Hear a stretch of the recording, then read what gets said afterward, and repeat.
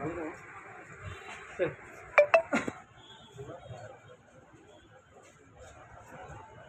काय सांगाल, आज तुम्ही आंदोलन केलं होतं, काय मागणी होती तुमची?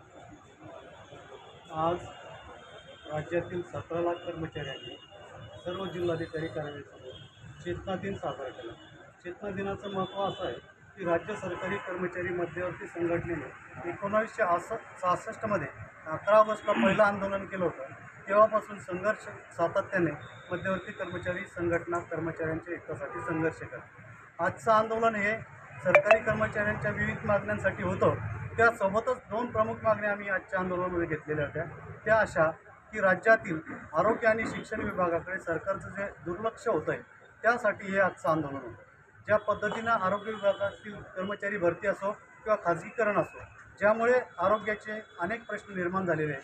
पेशंटला योग्य ती वागणूक आणि उपचार मिळू शकत नाही आणि हे दोन्ही विभाग असे आहे की कल्याणकारी राज्यामध्ये शिक्षण आणि आरोग्य हे सर्व जनतेला देणे आवश्यक आहे.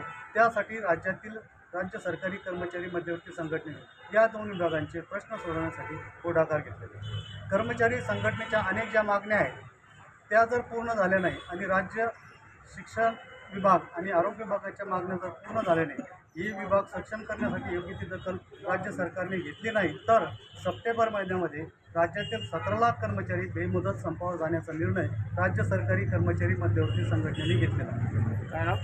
डॉक्टर देवीदास जरारे, राज्य उपाध्यक्ष, राज्य सरकारी कर्मचारी मध्यवर्ती संघटना, महाराष्ट्र.